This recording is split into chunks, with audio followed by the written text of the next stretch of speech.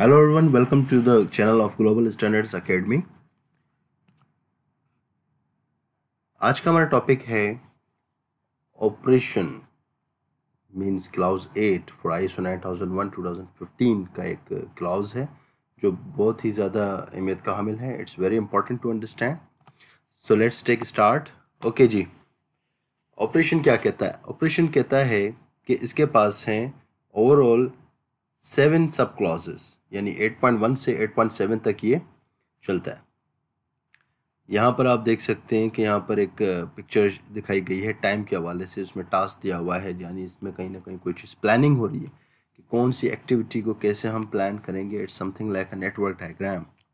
तो operation planning and control नाम से जाहिर है कि यहाँ पर प्लानिंग हो रही है ताकि किसी चीज़ को हम कंट्रोल कर सकें। तो किसको कंट्रोल कर सकें? ऑफकोर्स हमारी सर्विसेज को, हमारे उस प्रोडक्ट को जिसको हम सर्विस बनाकर बेच रहे हैं, सेल कर रहे हैं कस्टमर को।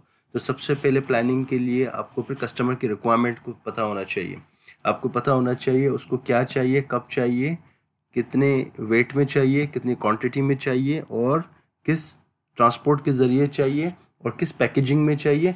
ये सारी बातें आप ऑपरेशनल प्लानिंग एंड कंट्रोल 8.1 में करते हैं, जिसके लिए आपके पास कहा जाता है प्री प्लानिंग फेज़।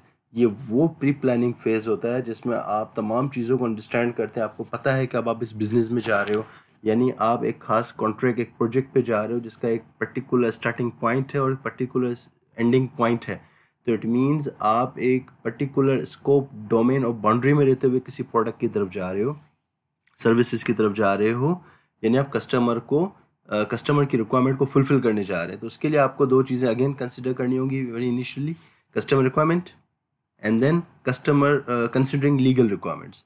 अगेन आपकी लीगल रिक्वायरमेंट ज़रूरी है। फॉर एग्जांपल वो आपसे कोई ऐसी सर्विस मांग लेता है जो हो सकता है वो आपकी कंट्री में भी ना हो, कस्टमर आपके कंट्री में नहीं बैठा, आपको एक्सपोर्टर है, और आपसे वो कहता है कि जी हो सकता है उसने भी कोई होमवर्क ना किया, होता है ऐसा अक्सर। तो वो कोई ऐसा आपसे प्रोडक्ट मांग लेता है जो आपकी कंट्री में बैन है, तो वो लीगल रिक्वायरमेंट वहाँ आपको चैलेंज हो जाएगी। तो डेफिनेटली आप उसको इन्फॉर्म करेंगे कि हम आपको ये नहीं, हम उसका अल्टरनेट आपको दे सकते हैं, या अल्टरनेट प्रोडक्ट समथिंग। आपको अक्सर पता होगा कुछ केमिकल्स होते हैं, समटाइम कुछ गैसेज ऐसी आती हैं जो अवेलेबल नहीं होती, वो ऑब्सलीट हो जाती हैं। इसी तरह कुछ केमिकल्स हैं वो ऑब्सलीट हो जाते हैं। तो वो फूड ग्रेडेड कुछ आइटम्स होते हैं, वो किसी कंट्री में बैन होते हैं और किसी कंट्री में वो चल रहे होते हैं। तो आप उसको लीगल रिक्वायरमेंट्स की स्कोप में इसको लेंगे और उसको आप फिर इसको इन्फॉर्म करेंगे। ओके, बट इन तमाम चीज़ों के लिए एक और चीज़ ज़रूरी है, आप एक क्राइटेरिया डेवलप करेंगे। उस क्राइटेरिया को आप शुरू से लेकर आखिर तक यूज़ करेंगे, उसी से अपनी चीज़ों को आप मेजर करेंगे। फर्दर आप रिसोर्स नीडेड देखेंगे, जो जो रिसोर्स आपको नीड है वो आप देखेंगे, और उसके अलावा एक क्वालिटी प्लान आप डेवलप करेंगे जो रॉ मटेरियल से लेकर इंपोर्ट से लेकर, इंपोर्ट मीन जो आप रॉ मटेरियल ले रहे हैं, इट्स नॉट दैट इंपोर्ट कि कोई चीज़ बाहर से शिप हो रही हो, नो।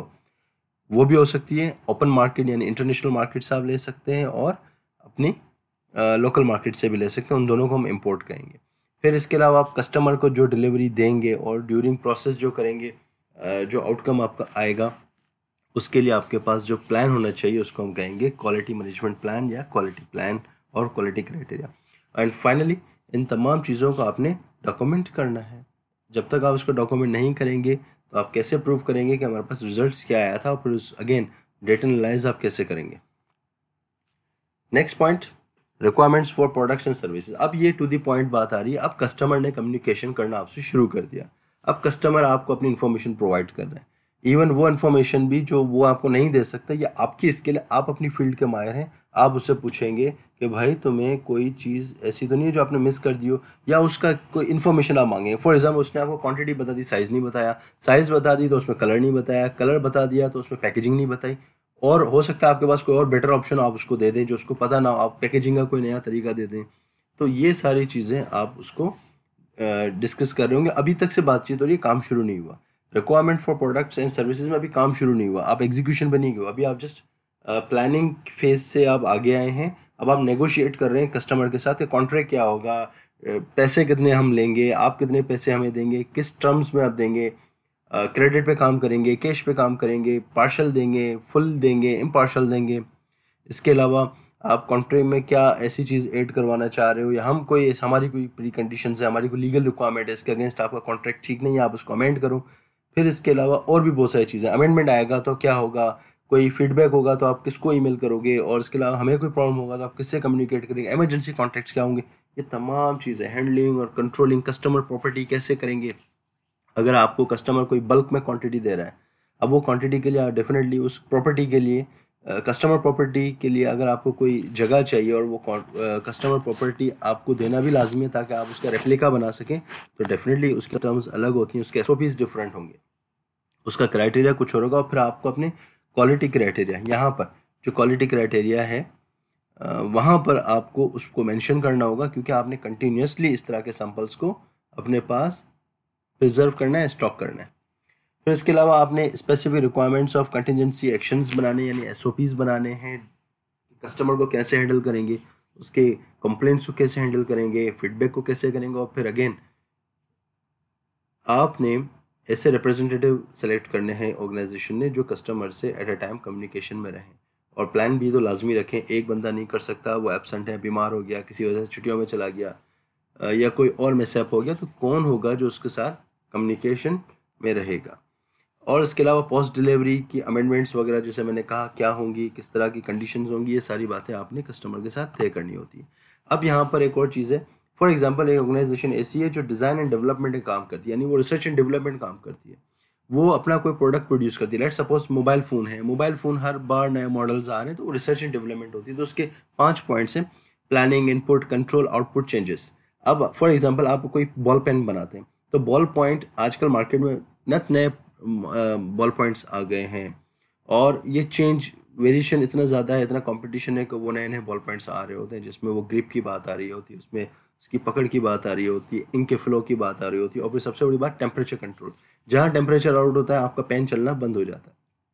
तो कोई ऐसा प्रोडक्ट जो इन चीज़ों को फेल ना हो, लेट सपोज आपके पास ऐसा कोई ऑर्डर आता है जिसमें यही वाली बात हो कि टेम्परेचर कुछ भी हो जाए, पेन ना रुके, तो ऐसे काम के लिए जब आप रिसर्च एंड डेवलपमेंट करेंगे, वो क्लाउज जो आईएसओ में कवर होता है वो है 8.3, design and development of products and services.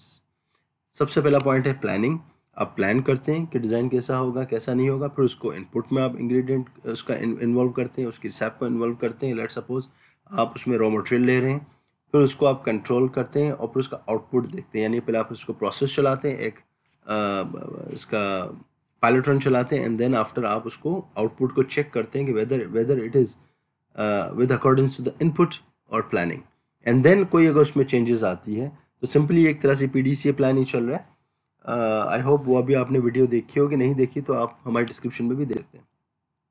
इसके अलावा डिज़ाइन के बाद फिर आप उसको आउटपुट को चेक करने के बाद अगर सब कुछ ठीक है तो आप एक नोट जारी करते हैं कि जी एवरीथिंग इज़ फाइन, अदरवाइज आप चेंज करते हैं, उस चेंज को फिर प्लानिंग का हिस्सा बनाते हैं, then input, control, output, changes, और इस तरह से ही चलता रहता है। वंस इट बिकम्स पास, जब ये पास हो जाता है आप उसको गो अहेड कर देते हैं। ओके जी, डिज़ाइन डेवलपमेंट हो सकता है आपका एक्सक्लूड हो जाए किसी वजह से। अगर कोई ऐसी ऑर्गेनाइजेशन है जो सिर्फ मैन्युफैक्चरिंग करती है, डिज़ाइन नहीं करती, और वो कस्टमर के दिए हुए डिज़ाइन को ही वो फॉलो करती है, तो आप उसको सिस्टम में जब आप जाएंगे, अपना स्कोप आप डिफाइन कर रहे होंगे अपने डॉक्यूमेंट्स में, तो वहाँ पर आप ये बोल सकते हैं कि डिज़ाइन एंड डेवलपमेंट का जो सेक्शन है वो नॉट इंक्लूडेड है, तो वो आप उसको ऐड कर सकते हैं। Control of externally provided process products and services, clause number 8.4 out of 8.7, यानी 7 में से ये चौथा है, और आज की वीडियो का ये लास्ट है, क्योंकि हम ये वीडियो 2 हिस्सों में बना रहे हैं। तो पार्ट 1 में हम 8.1 से 8.4 को कवर करेंगे, और नेक्स्ट वीडियो में you will find out from 8.5 to 8.7। ऐसा क्यों है, उसका रीज़न ये है कि clause 8.5 itself is a giant clause, क्योंकि वहाँ एग्जीक्यूशन, एक्चुअल एग्जीक्यूशन हो रहा है। 8.4 को हम देख लेते हैं। इसमें हम कर क्या रहे हैं, हम externally provided processes, products and service, यानी 3 चीज़ें जहाँ जहाँ से हम ले रहे हैं। प्रोसेसेस को हम हायर करें इन फॉर्म ऑफ सप्लायर, जिसको हम एक्सटर्नल प्रोवाइडर कहते हैं। एक्सटर्नल प्रोवाइडर की डेफिनेशन यहाँ मैं बता दूं ताकि आप लोगों को हर चीज़ क्लियर हो जाए कि एक्सटर्नल प्रोवाइडर की लिस्ट में या डोमेन में कौन कौन आता है। सप्लायर आता है, सब कॉन्ट्रैक्टर आता है, आउटसोर्सिंग एजेंट आता है, और इसके अलावा सब सप्लायर आता है और सब कॉन्ट्रैक्टर आता है। ये तकरीबन सब एक जैसे दिखते हैं, मगर इन सबकी डेफिनेशन डिफरेंट है। और उन सबका कैरेक्टर, रोल वगैरह, उनकी पार्टिसिपेशन टोटल डिफरेंट है।